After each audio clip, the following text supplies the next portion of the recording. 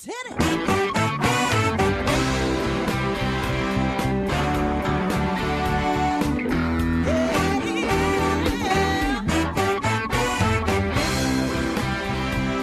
Hi, everyone, and welcome to Alzheimer Speaks Radio. I'm your host, Lori LeBay, and I'm so excited that you're joining us today.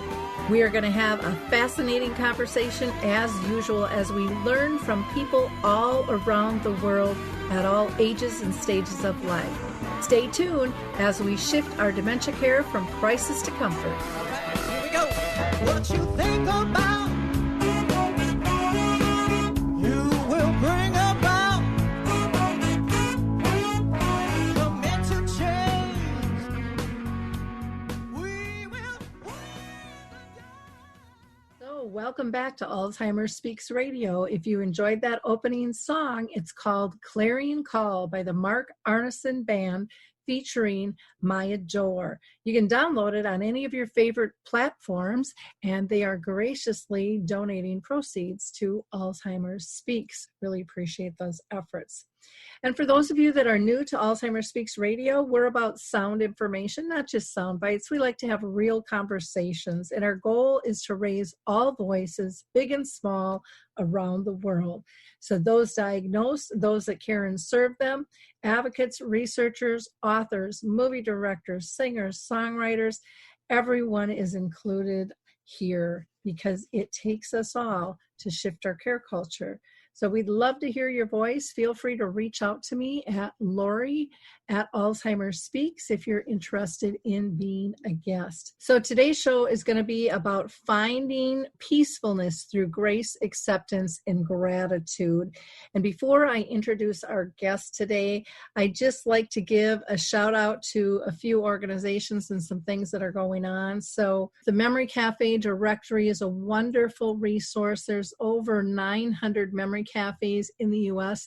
Now, not all of them are doing virtual, but Dave has been updating the virtual cafes, so please feel free to join one of those. We know that this is a difficult time, and we still want people to have a place. Mine that I do is called Arthur's, and it's in Roseville, Minnesota. And you're more than welcome to join us no matter where you're living throughout the world. We are also going to be doing another sing-along with Barbara Lee from Music Memories. We did one on the 16th. It was extremely popular.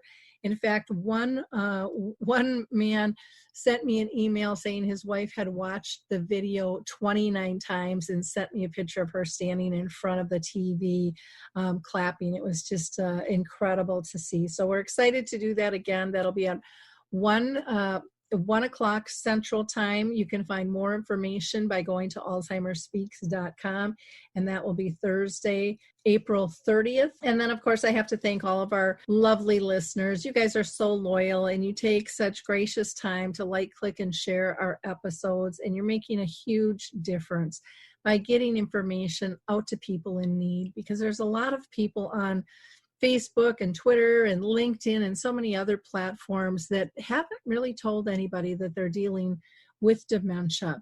And the more information we can have out there, the more comfortable they're going to feel to reach out. And I truly feel that we are building a great sense of community, collaboration, and comfort. And to me, that's our path to winning this battle against dementia. So again, thank you so much for being such loyal listeners and helping share Alzheimer Speaks platforms, not just the radio, but the blog, our YouTube channel, and so forth. So let me introduce you to our guests today. They are really local celebrities here in the Minneapolis-St. Paul area of Minnesota, and I'm just thrilled that they can be with us today. I just so highly regard both of them. We are just thrilled to have Joan Steffend with us. And some of you, if you're local to Minnesota, you know her because her career was really in the public eye. She is a national Emmy-winning television news anchor here in Minneapolis, and she also is the host of HGTV's Decorating Sense, which was just a huge, huge hit. And she has now found her peace and kind of happiness in the afterlife off camera, which I think is really interesting. We're going to be talking about some of that. And she is just so kind, and she really walks her walk. And she has authored a book called And She Sparkled. And she also wrote another one, Peace In, Peace Out. So welcome, Joan. How are you doing today? I'm doing great today. I'm grateful to be here. Thank you. Well, I am thrilled to have you. I have just followed you forever. You know, I just have been amazed at your work, and then getting to be reintroduced to you through Facebook and all of the kind work that you do, and just the gentleness and this peacefulness that you emulate, I just find amazing. So thank you for taking that's really kind of you. I really appreciate that. That's how you can see me. Obviously, when you're living inside the human that is Joan, you see the flaws that don't always live up to exactly what you just said. But it's always my intention. I'm aiming at about 91% right now. Well, and now let me introduce your husband here, Joe Brandmeier. He is just a creative storyteller, and he does his work through film and video and still photography. And he's recently published a real inspirational photography book as well. And he's an award-winning documentary on marriage. I believe it's called I Do.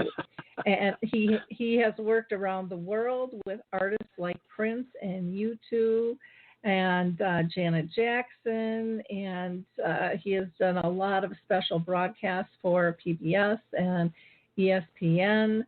And the Beijing Opera, just to name a few. And his book is called Up North Reflections, Moments and Memories. I love that title. And again, yes, I was right. Looking at my notes here, yes, you are the producer and the director of I Do. So welcome to the show, Joe. How are you doing? I am awesome. Thank you for so much for that kind intro. Thank you. It's great to be here. Well, I'm excited to have you both on the show because, again, I admire the work that you both do, and just the presence that you bring to people is just exceptional. And I think in this day and age, especially when everyone's a little antsy and a little anxious and there's a little polarization going on, you know, it can get to be a little telling. So I want to first, I always ask all my guests this question first, and I'm going to start with Joan. And the question is, have you been personally touched by dementia in your family or circle of friends? Well, I have, yes. It's not diagnosed as Alzheimer's, but my mom went through a period. She was in nursing care, and she went through a period where you didn't really know where she was always when you'd go up to see her. Sometimes she'd be very present with you, and other times she would be in a circular kind of a place where she had just grabbed onto an idea and wouldn't let go of it, and other times she would be, it felt like she was in another dimension, maybe with her family who had passed on. And so I was with her and with her sister, who also passed shortly before she did. So I've been in that scenario. I've certainly been in a caretaker situation because I was the last standing member of my family, so I kind of was the person for my sister and my mother who had long-form illness. So that's my experience with it. Okay, great. And Joe, how about you? Yeah, absolutely. First, Joe, when you talk about the last person standing, that's kind of a huge thing in what she has gone through. And the benefit on my end is, yes, my mother, I think it was 5 or 6 years ago, passed away from Alzheimer's, and she spent, weeks, what seemed like forever, in hospice, towards the end of it. But the big difference for what, Joan had to go through is we had a huge family. There's 6 kids in our family, so 5 boys and a girl. My only sister is a twin to my brother, Michael. So that was the big difference. So it was, the caregiving for weeks in hospice for your mother was something that was somewhat manageable. I mean, obviously it was still stressful and emotionally stressful, but you could share some of that, and then not only that, but you could share the experience with somebody else, and that's a big difference from what Joan went through. So, but yes, my lovely mother passed away from Alzheimer's. Do you mind telling us about your mother and the impact that her disease had on you and your family? Sure, absolutely. How long is this podcast? Do we have a couple hours? Well, we've got 55 minutes left, so talk fast. I will talk fast. Well, I mean, again, everybody, has well, not everybody, but many people put their mother up on a pedestal, but ours was way up on a pedestal. We joked because of a Catholic upbringing. We joked about, there's God, and then there's, Mother Teresa, and then there's Hanky. We called her Hanky. Her real name was Francis. And we believe she came back as Pope Francis, the current Pope Francis. But yeah, Hanky was great. I mean, she was one who could handle 6 kids. She was one who never demanded respect, but just automatically got it because of who she was. She was a nurse for many, many years of her life, and she was a great mother, a great wife, and a great nurse, and she was just great with people. One of the greatest things about her, for me anyway, is that unconditional love. She had unconditional love like I've never seen before, and we all try to do that, and I certainly try to do that, and some days I'm better than others, but she just had a way with people. Even if you knew she didn't like them or like what they were doing, she had a way to figure that out. So I think she was tough because you had to be with 6 kids. She was fun. Like I said, she was a hard worker with her nurse's career. She had troubles with, marriage towards the end there. My parents got divorced after 30 years. But she was just a great, great person that I think we respect so much and put her on such a high pedestal that when you got to that point in the Alzheimer's, when you would walk into the room, whatever room it was at that point, whether it was the hospitals or hospice or the living or the early living apartments, and she looked at you and you knew that she wasn't sure who you were. I think for me that was kind of the toughest part, because she was such a huge part of our life that when she looked at you and wasn't really clear on who you were, that was kind of a big struggle. But I mean, basically she was Saint Hanky to us, and the only person who could control 6 kids. Oh, I love you talking about putting your mom on a pedestal, because I think I did that with mine too. And I joke about how I freeze framed her in time to be this perfect person, because it made me feel more comfortable. And I didn't want to let go of that. And one day I was digging through, I still have this huge box of pictures, and I was digging through it, and I ran across a picture of when I got married. And it's my mom, my dad, and I. And then I start reminiscing about when we got engaged and we called, and my mom calls back, and in 20 minutes she has the church, the hall, and the menu all figured out. And we're thinking we're having this little small thing in the backyard. But my mom loved to celebrate life, and that's just who she was. So I'm looking at this picture one day, and I'm thinking, oh my gosh, this is so unfair that I want that person back, because everything has changed. That's huge.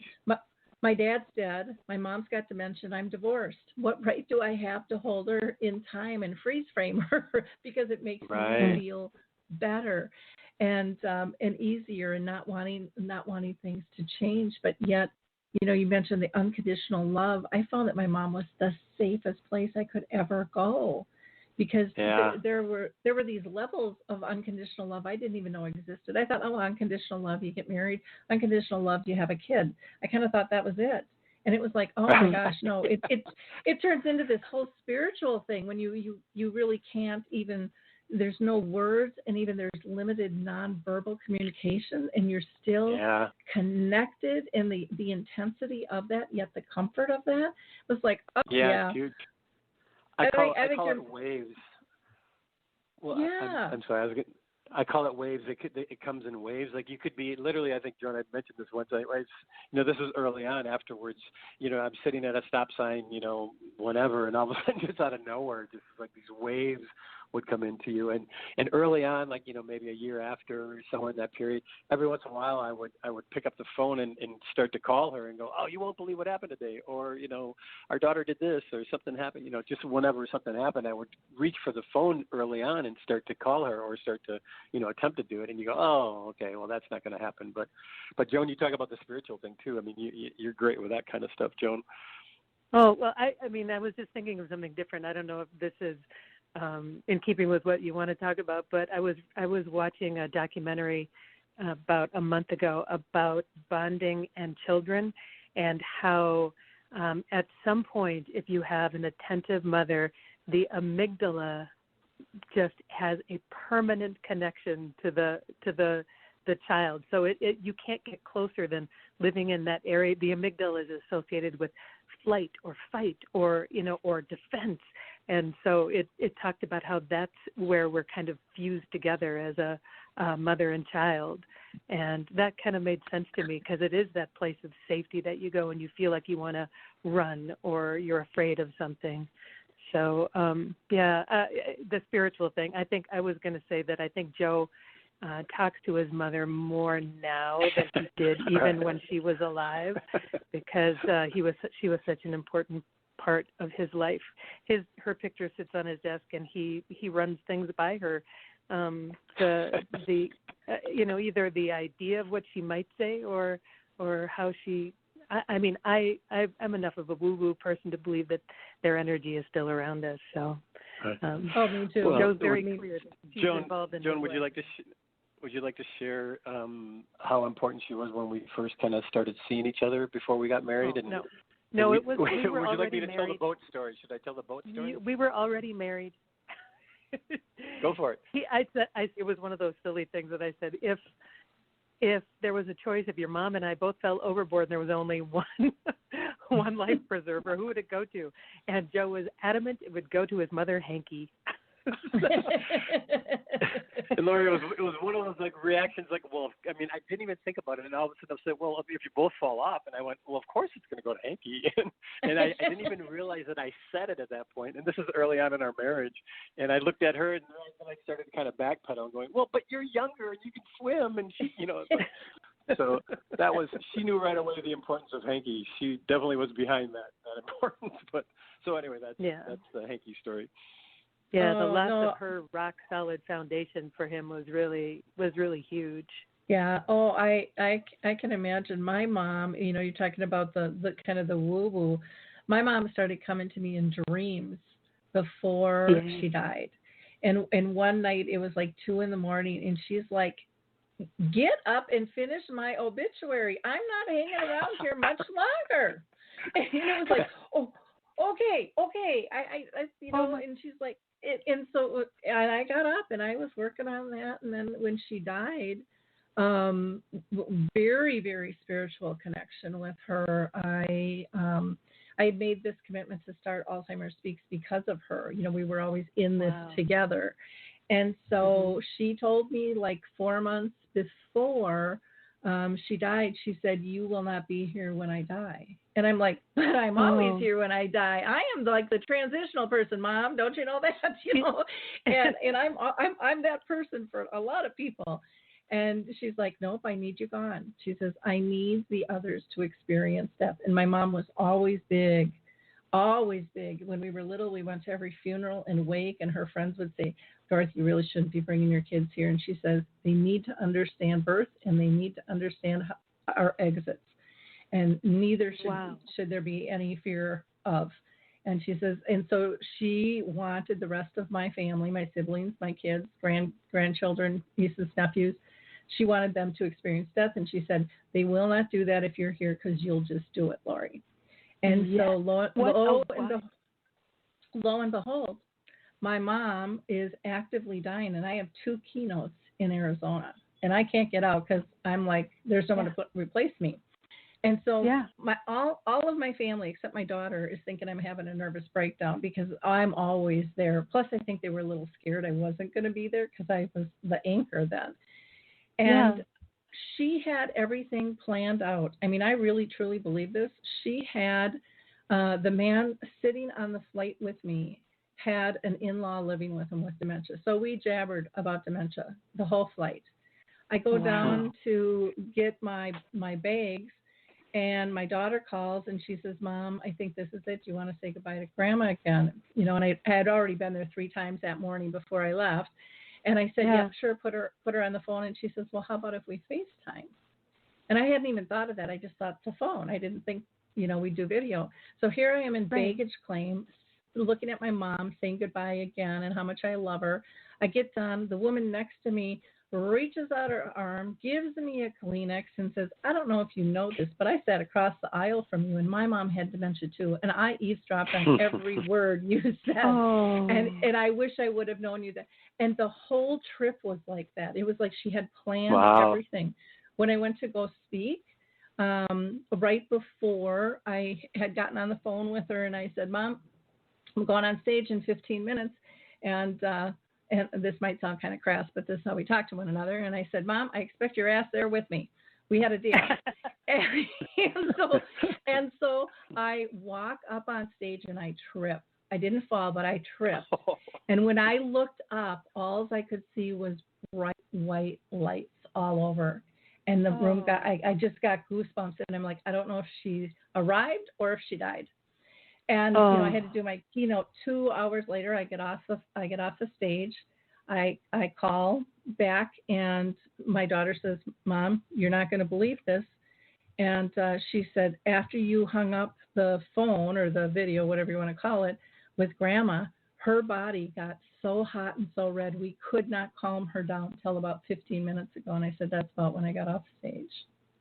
I mean, we were connected on so many levels through that trip, and even when I came back home, she came to me after we did the funeral, and she in a dream, and all I heard was the happy song, Pharrell Williams song, playing really loud two nights in a row. The third night I went to go to bed, and I just said, Mom, I get you're happy, and I get the line, I'm supposed to figure out what makes me happy, but I need some sleep, you know. And that third night, I only heard the song a couple of times. It was like they were playing in another room, and the door just cracked open like twice. Like, I'm still here. I love that. But that is so firmly comforting to me. Yeah. And one of the most comforting things that was told to me when my mom was kind of going in and out of what we call reality, I was talking with a friend of mine who is Native American and has worked as a shaman within her community. And she said, in our culture, we call this moment that she is in apartment hunting, that she goes off and she explores other dimensions looking for her new apartment, and then we'll come back occasionally. And so that may be the moment where you feel like, you know, like, oh, they're confused. Well, they've just been shifting dimensions in some way.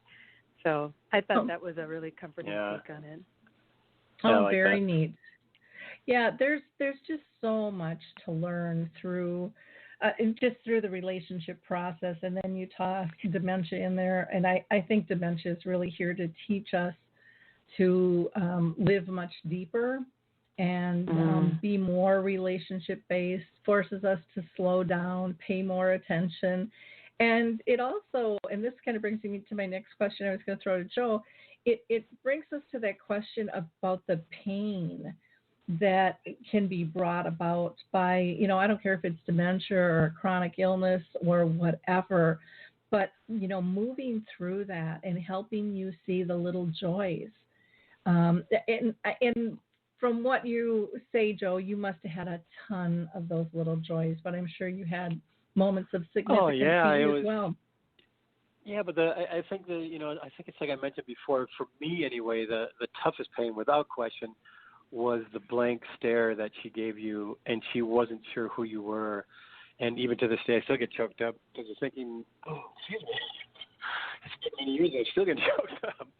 But it's that walking into the room or hanging out with her, and as she looks at you and not sure who you were. I mean, it's a really, really tough thing to do. I mean, that's what kind of ripped my heart out. And we have a crazy family, so humor was a huge, huge thing, and that was one of the running jokes we had because she spent so much time in hospice. We kept saying because of the Alzheimer's, she forgot to die. So just because it was such a long time, and then humor was there, and certainly music is always a big, big part. And they have studies now about how music helps dementia and Alzheimer's, and so my brothers are very musical, and then we also every once in a while would bring a woman with a harp would come into the room, and she would play Christmas songs, or she would play different things, and you could see her really reacting to that kind of stuff. So you would, with the pain, you would find, okay, what's the joy? And the joy was spending time with your family, my brothers and my sister. I mean, in a weird way, it was just an amazing time. And then, the other stuff, that kind of comes along the way. But I think that one of the best things I did was, because of my background, I had some cameras laying around, and I did an interview with her before she got too far down the road. She was still somewhat coherent in understanding of things, but you could feel that it was kind of drifting in. And this was an interview, and she hated cameras. Every time you put a camera in front of her, her hand would go up, and she hated cameras, which was really funny because our family is completely the opposite of that. We kind of look for the cameras, but when I sat and talked to her, I just put the camera up and I kind of put it off to the side, and then we just had a conversation. So if anybody's out there listening and you have a moment or you feel like something's heading that direction, there's so many ways to record yourself right now. Is do sit down and do an interview. I hate to use the word interview, but have a real conversation with, the mom or the dad or whoever it might be. And you get these great words of wisdom, and you get to really understand who she is. And every once in a while, I'll go back to that video and I'll just watch it. And there's a couple times where she stopped during the conversation, and she put her head down, and she just looks at me, and she used to call me Joseph. And so Joseph, she goes, just my brain is just not working anymore. And then she would look down, and she knew that something was changing, and then she knew where it was going because she was a nurse, so she was well aware of it. And there were just really powerful moments. So between humor, music, and recording them, that was a big help, and that's kind of how it got me through a lot of the stuff. Yeah, the recordings. So I've got some video of my mom singing with a music therapist, and oh my gosh, I can have the worst day, ever, and I just watch that 3-minute video, and life's okay. Right. Right. So right. Recording those moments are really, I think, important. No matter what they are. And I think the use of humor sometimes gets sidestepped because people are so worried that they're laughing at instead of with. Right. And it's like you laughed with them before, and that's probably one of the most precious human gifts that we have is laughter. Why would we ever give that up? But there's that stigma that goes with it, and that some people think, are judging that, you shouldn't, you're laughing at her, not with her. Yeah, no, absolutely. And Joan, no, I'm sorry. Go ahead. Well, I was just going to say, I'm sorry. Joan, I was just, when she was talking about laughter, I heard Kiki's laugh. Kiki is her Joan's sister, Karen. And, we've talked about that before, where, she struggled with cancer for a long, long time. And I was, it brought sometimes silly humor into it, but I always would say to her, to Karen, wait a minute, hold on.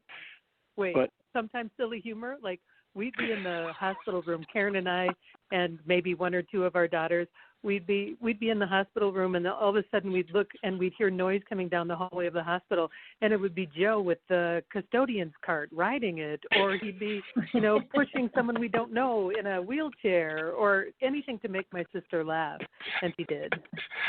Right, and humor was tough because it's that thing where you don't want to, like, exactly what you're saying is I had great respect, obviously, for the seriousness and severity of what Karen was going through, but on the other end, she kind of got tired of every time somebody saw her. She goes, "Oh, Karen," and all that poor stuff. And Joan, even the ride we took her on that one day. Oh my gosh, it was the last time she was discharged from the hospital, and so It was my mother, Joe, and I, and then Karen got into the front seat. We were just going to take her home, but she wanted to drive around Cambridge, Minnesota, which is our hometown and where she was in the hospital. So we drove around just a little bit, and then we find ourselves, Joe has taken a turn and is now driving through the cemetery. And my sister laughed so hard. I don't think Joe intended to take her for a ride through the cemetery, but she just found it so funny. So, and I think humor is healing as long as you said, it's not at them, it's with them. And she was definitely laughing with us that day. Yeah. Joe, were you going to say something else? No, I was just going to say it was one of those things like Karen turned and said, are you trying to imply something as we go by? And because we were in such conversation and so excited to have her out and out of the hospital and stuff, and so the next thing you know, we're just in the middle of the cemetery. It was just a strange thing, but anyway. But yes, humor is huge. Humor is huge. And how fun for her to be able to crack a joke on that, and just liking it, thinking you're probably driving, going, "Oh my God, how did I get here?" This, because you probably heard your inner voice talking, maybe even, and just let me give peace to all of this. This is okay.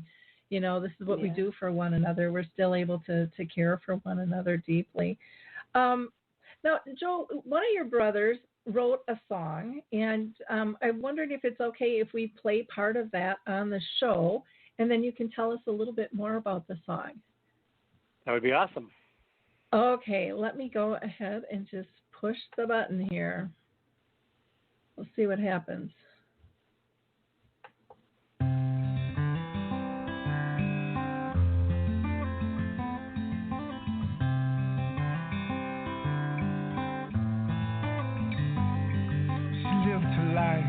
Like a saint, giving of herself every day to anyone and everyone she knew. She had kindness with no strings attached, a joyful heart, always ready to laugh, no matter what she was going through. Raising us 6 kids while a full-time nurse, she said her whole life up to serve God with love for friends and family. Well, no one ever once ever heard her complain, saying unkind words. She lived her faith in amazing, boundless energy. And when my brother asked her how she stayed so happy all her life, she simply replied, just like that. So she said, nothing more, those 3 words cut right through me, through any excuse I might have not to live just like this.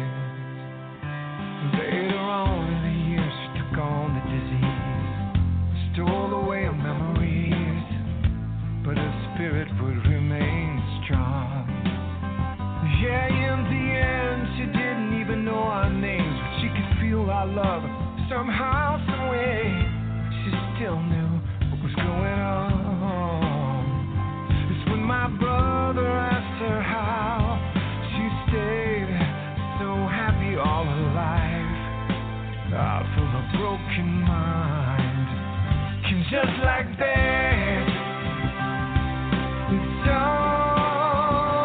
she said, nothing more, those 3 words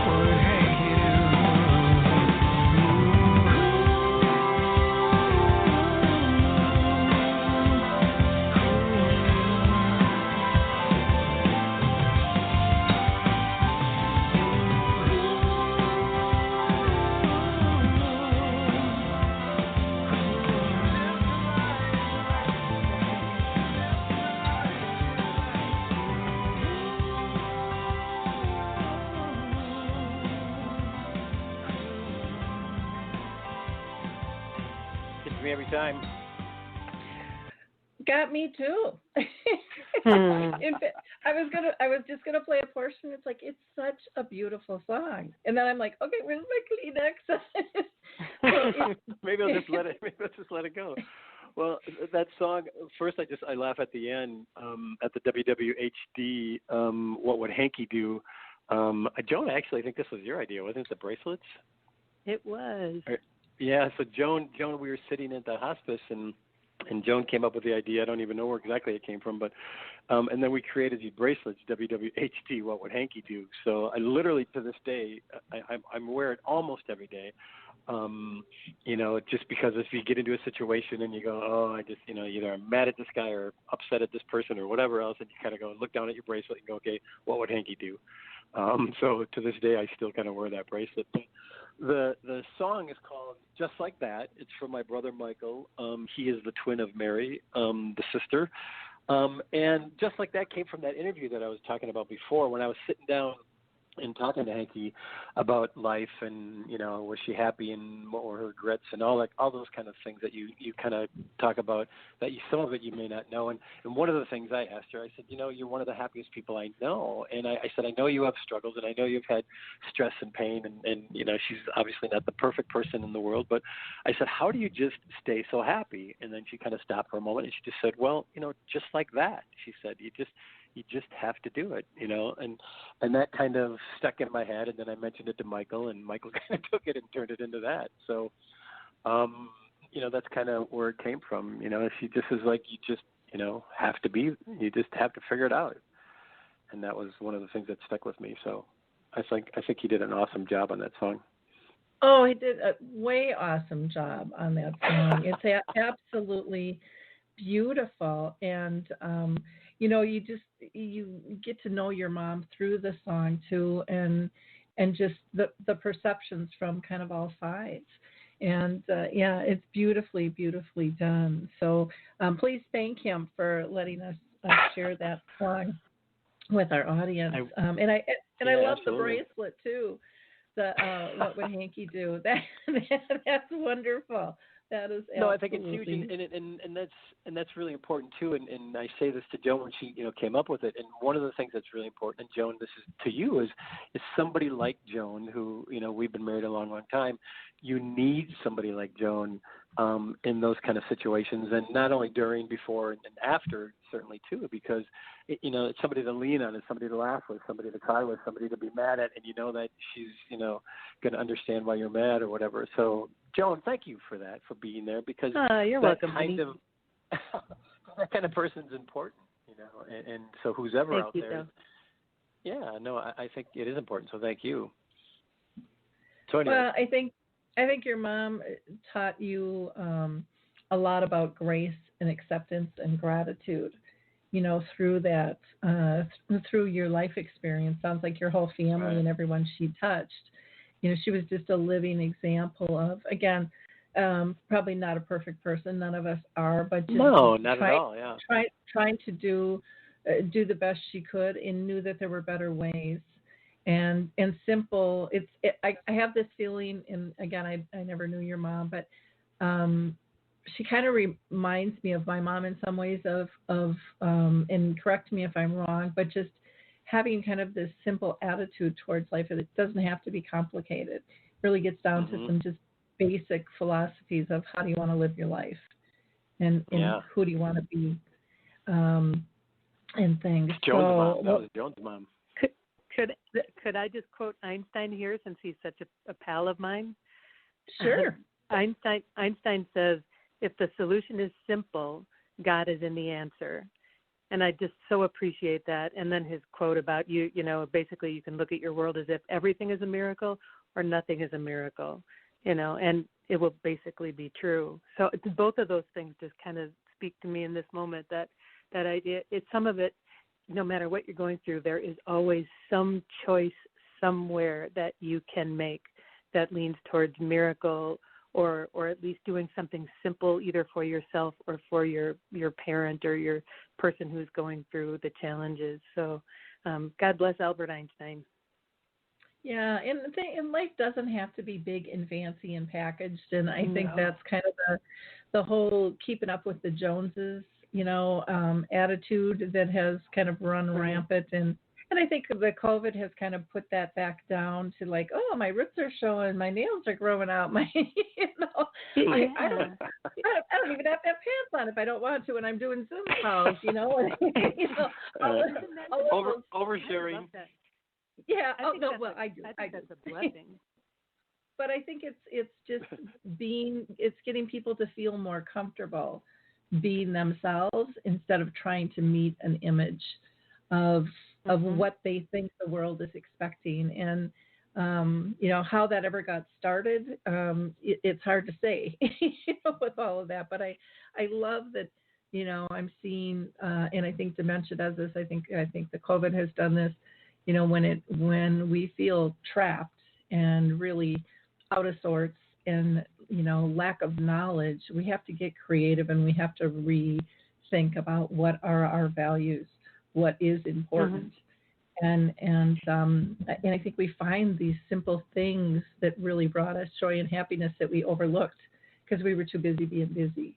And so that's something I appreciate both with dementia and COVID. Not that I would wish any of them on anybody, but I do think there are blessings wrapped in everything in life. But you're only going to find them if you're looking for them.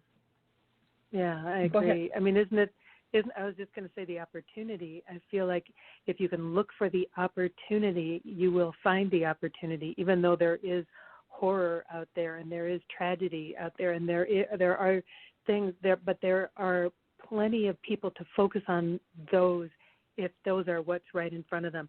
We have an opportunity if, like in this moment, I'm healthy, I'm living in a home, I'm warm, I have clothes, I have some food in the refrigerator. I have the opportunity to go inside. I have the opportunity to imagine what positives may come out of this, and from that imagination start to grow something more beautiful in the world. It feels like if you have the chance to look at this as an opportunity, that's where you'll find gold. Yep.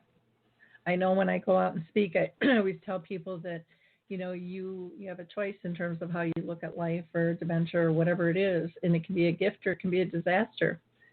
Which do you want? Yeah. And there's a movie that Joe and I quote constantly. It was from Bridge of Spies with Tom Hanks. There was a character in there, and his line was, "Would it help?" To everything. Like, aren't you worried about this? Aren't you worried about that? Would it help? And so we quote that back and forth to each other quite a bit in different circumstances. Like when you're ready to complain about something and, or it's like complaining about the weather. Would it help? No. So, okay, what would help? Then you kind of reorganize your thoughts and go back to a different branch of thoughts. Oh, that's a good one. That's a good one. And again, something really simple that we can all, there's so many simple little lessons that we can learn from. Joan, I wanted to talk with you because, you mentioned your family kind of escaped the whole dementia scenario. But I know you cared for your mom and your sister. And I'm wondering if we can talk a little bit more on how that was different, you being kind of that soul care partner versus, Joe kind of had a tribe around caring for his mom, Hanky. Well, I took a bath in victimhood for a while. It didn't feel good. I there's that part of you that wants to be the little kid and, kind of rail and shake your fist at the sky and say, why me? Why am I the one left standing? And, but I know that almost everything that I have ever felt pain for in my life turned out to be a growth scenario. And you don't always know that when you're in the middle of the pain. If you can look at it as I'm watching myself transform and finding my strengths and figuring out a way to move forward in the world. But I wasn't aware enough in a good chunk of the time that I was taking care of my mom and my sister. I mostly just felt the pain and the frustration. I was reacting to things that were happening and feeling like I wasn't big enough and I wasn't organized enough and I wasn't smart enough. And, so those were the energies that were just swirling around me. But is a turning point in my life in the sense that I found my strength. And you heard me speak that one day. I found my boundaries. Up until those moments, I had very permeable boundaries. Anybody could ask me for anything, and I'd feel like I was responsible to get it for them. I was, it didn't matter what I wanted. It only mattered what somebody else wanted. So that left me just kind of battered and bruised. But eventually, my sister gave me a little speech a couple months before she died and said, "This is what I want you to do for me." And she gave me her boundaries. And so I started to work with her boundaries. She wanted her kids handled in a certain way. She wanted money distributed in a certain way. It was very specific things that she asked me to stand up for her with. And I did. And it started to show me that boundaries were healthy. So one of the things that came out of this for me was this strength of being able to stand in my own character, of knowing what I felt was right and wrong, or what I knew to be true, and to speak it into the world. Whereas before I would have just kept it to myself. So it was one of the hardest times of my life. And my mom was,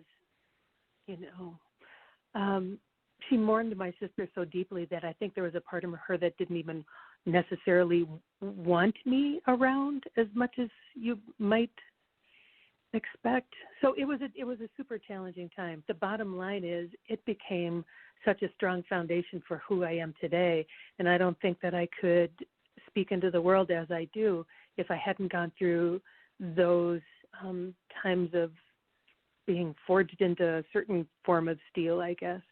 I'm really grateful for it.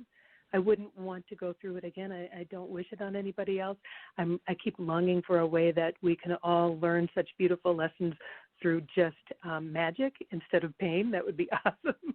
But it also feels like it's part of our learning curve in life. Nobody gets out alive. Nobody gets out without pain. You can choose either to let the pain form you for the better, or you can use it to send you swirling down a vortex of recycled pain. It was a huge gift that my family left me, even though I wouldn't wish it on anybody else. I don't know if that answered your question, but no, I think it makes a lot of sense. I know when I would get pushed up against the wall, which was often, and I would have like a screaming match with God. And one day I realized what I was screaming at him, and I was screaming, "What's the lesson? There's got to be a lesson." Right. And then it's like, oh my gosh, I could ask that in a nicer way and still get the answer, but it would. I always got the answer. Excuse me? The first lesson is patience, right? Yeah, exactly. But to me, part of the lesson was learning to ask the question of what the lesson was, because I wasn't focusing on really what needed to be done. I was focusing on all the minutia and just feeling overwhelmed and kind of, like you said, sucked into that black hole. And so that, what's the lesson? Really believing that there is something to learn by going through all this. Then I kind of got laser focused, and I could see, and I could probably receive messages coming to me that I wouldn't have interpreted before because I was too overwhelmed. And I think you were brilliant to ask. I think you were brilliant to ask what's the lesson, because that tells me that you were aware that there was something at work that was higher than the things that you were going through on a physical level. It opens you up in a way, and it also calms you down in a way, because you know there's a purpose and a lesson, then you can look for those signs, and you just walk a little more calmly through it. I honor you for doing that. It took me a long time to get to that point. I just wanted to fight back. Yeah, well, and I don't know that I was enlightened at the time. I just thought, damn it, there's got to be something here. This can't all be right. Not. I think that's really where it was coming from, and didn't really know that it would, like you said, open me up and make me realize that I wasn't even looking for what I needed. I was just spinning in the overwhelm. overwhelmingness of the whole situation. And I loved when you talked about boundaries too, because I was, and I think it's very common, for people. I would have friends that would go, "Why do you do all that stuff?" I would never do that. And I was like, well, "Of course I would do that. Of course I would do that." And then, one night I had a dream that, kind of woke me up and said, "You're really not a caregiver. You're an enabler." And it's going to kill you. And it's going to kill you, lady. You got to let go of some of the stuff, and there's a and my little daughter saw that when she was like 4. And I remember her saying something to me. She was like 3 or 4, and it was just like out of the mouths of babes. But of course, I poo-pooed it because she's little and didn't figure it out until I was like 40. And she said, "Mom, not everybody wants your life." Oh, and what I'm a like, wise little kid. They kept coming to me to fix theirs. And she's like, "Not everybody wants your life, Mom." And it took me many, many years to figure out, boy, was she right. Was she right? And what a wise little kid. Yeah. So, lots of lessons through this caring journey. I do want to talk about, both of your books that you've written, because they're so wonderful.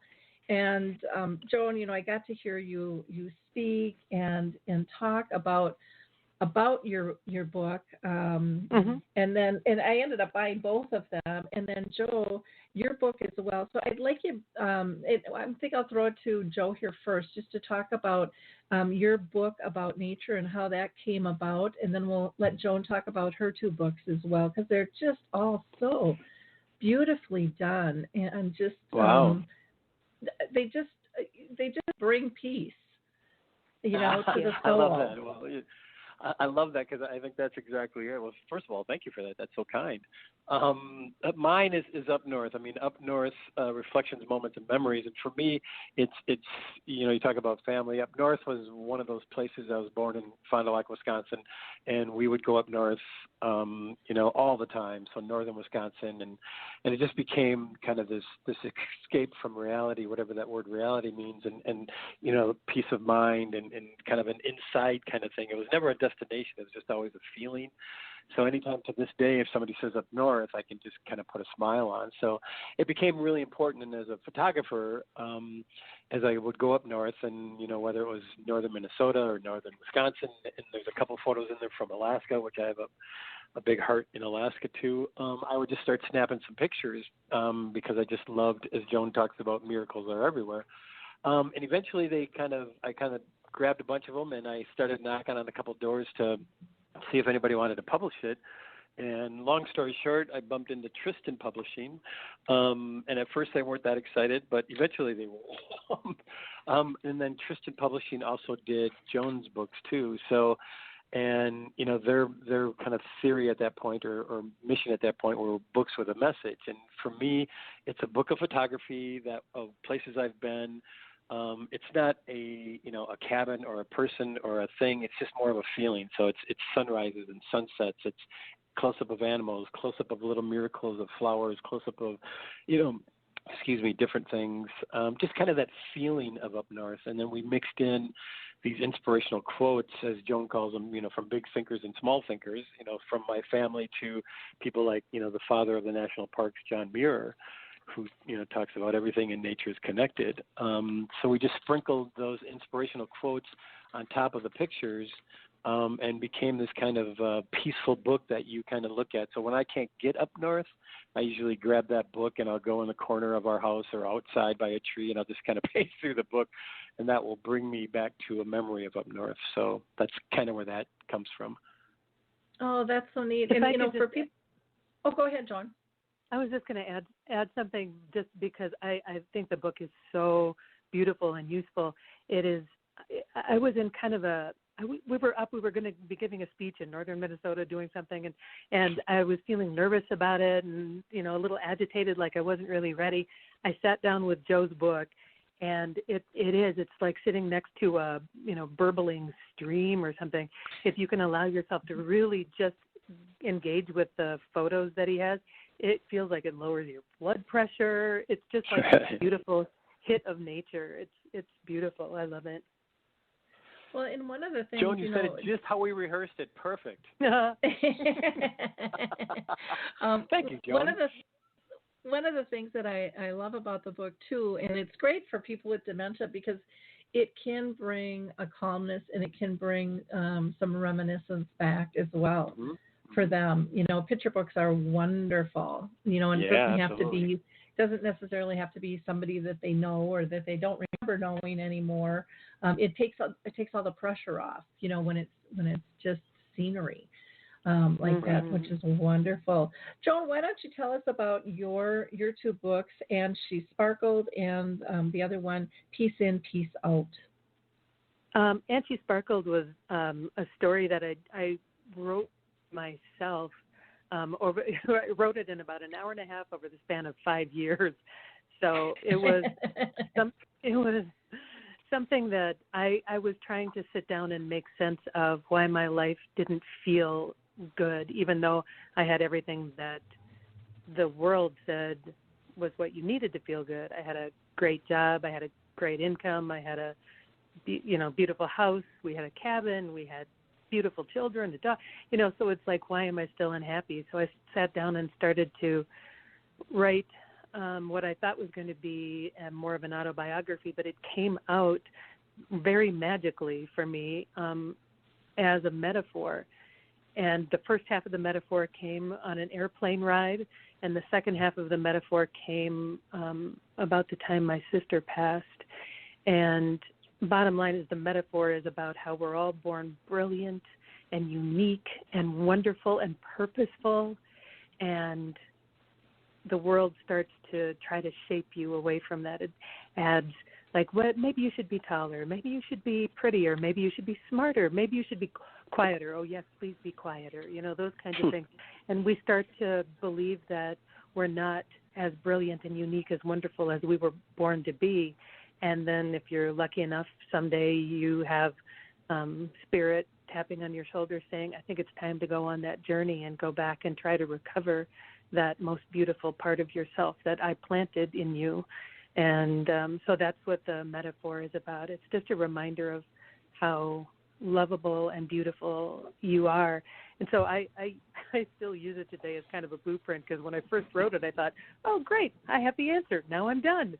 And it was like, so, you know, it helped me. And then it was like, oh, there are always these layers that come up where you feel like, oh, there's that wounded little kid again who really just needs some more love. And you go back and spend some time excavating those beautiful things about you, or you can excavate the stories that were told about you that weren't so beautiful and determine whether they are true or they are not. And most often they are not. They are just a story that you heard, that you adopted as your own. So it's become this lifelong blueprint for a lifelong way of being, I think, in the world for me, is just to continue trying to remember the beauty that was planted inside of you and not be embarrassed and not apologize for it. And then the other one, to me, it feels like everything that happens that's beautiful in this world does kind of begin with that internal seed. And so with Peace In, Peace Out, it's very, very small ways that you can remember that little seed of peace inside of yourself, just tiny little the book is written in such a way that the left-hand page has just a little bit of verbiage talking about, try this if you want to recover a bit of peace inside yourself. And then the opposing page is just, try this if you want to try to share a little bit of that peace with the world. So none of the things that are in the book cost any money. It may cost you consciousness, trying to find awareness about how to love yourself a little bit more so you can love everybody else a little bit more. But it's just a really simple book. It's not asking a lot of you, but it's asking you to begin looking for that peace so you can share it. And one of the last things I wrote in there was something that I say every time I speak. It's like, I'm asking you to remember who you are, because who you are is brilliant. And I'm asking you to be who you are, which takes courage, but be who you are because the world needs that. Otherwise, you wouldn't have been designed into the world in this way. And when you have that sense of being who you are, you automatically want to share who you are, and that is what creates change in our world. And I think now is the time to really go inward and start or move forward on that journey, because we are being given, a lot of us, a gift of time and a gift of time for introspection. And I think that ultimately, if we can start to imagine a better world and offer our talents to making a better world, I think that's how we move forward in the most beautiful way from the apparent crisis that we're living in right now. So it seems like a really small book, and it is, but I'm a big fan of small. I always say, what's the least you can do? Because that's a starting point most people can get to. You don't say, why don't you go out and start a nonprofit and try to feed the people in Africa, or, dig a well in Alabama, or whatever. It's like, what can you do in this moment? What's the least you can do in this moment to feel better about yourself and feel better about the world? And then that automatically starts to grow, because seeds grow. So. Well, that's exactly what I was going to say. That's what I was going to say. Darn it, you took the words right out of my mouth. Joan, you have such a calming voice. I'm just going, yeah, whatever she's saying, yes, I'm going to do that. And I've heard it so many times, but it's just like, oh, my God, your voice is so great. Anyway, I'm sorry. Thanks. I digress. But, Lori, would you mind if I ask you a question quick? Unless sure. you got to cut us off. No, we have like 2 minutes left. So. Okay, I'll talk really fast. So I have a good friend who has a mom who's in, hospice and dealing with Alzheimer's and blah, blah, blah. And obviously in this crazy time, they're not able to get in there. And I was thinking, if somebody told me I couldn't go in and see Hanky, I would be busting through a window on the side when nobody's around. What are you experiencing with your circle? What are you hearing, and how are people dealing with that? They are really struggling. I have one friend whose mom was in a nursing home on a second floor, and he couldn't just go knock on her window. So he grabbed a ladder and he climbed up, and he jumped in. And we was able to see her, which was really nice, because she ended up passing away the next day. And so it was just a gift to him. But I think communities need to get more creative in terms of how they're connecting. And it's nice if people can look at windows, go to the windows, but technology is able to be used. One person has set up an iPad in his wife's room, and she doesn't have to touch it. She doesn't have to hear a beep or a ding. He just pops in and says hi, and she hears his voice, and sometimes she's able to see where he is, but it just gives him comfort knowing that he can see her. So, but it's a very, very difficult time right now, and I wish we had more time to talk about I was going that. to say it's probably another show in itself, so I'm sorry. But anyway, it's just an amazing thing. Yeah. But, I thank you for bringing that up, though. But I do want to give out your websites. All your contact information will be on the show page. But website for Joan is joansteffend.com, and Joe Brandmeier is joebrandmeier.com. So we're keeping that real simple. And then tristanpublishing.com for all of their books. And again, we'll have those listed out for you. And you can also go to idodocumentary.com, and you can see the trailer of Joe's I Do film, if you'd like to check that out as well, or purchase that. But thank you both so much for your time today. This was just a fun conversation, and really appreciate all you're doing in the world. So thank you. Thank you for having us. And again, I want to thank all of our listeners. You guys are wonderful with your likes, your clicks, and shares, and spreading the word of our work here at Alzheimer Speaks. And I just want to wish you all a wonderful week. We'll talk soon. Bye now. Hi, everyone. This is Meredith from the Senior Fitness with Meredith podcast, where I discuss all things for seniors, from fitness, your health and wellness journeys, how to be all over strong and beyond. I also have my mini podcast called Motivation with Meredith. It's a great, quick motivational pick-me-up for your days. Join me, listen now, search for Senior Fitness with Meredith on your favorite podcast platform.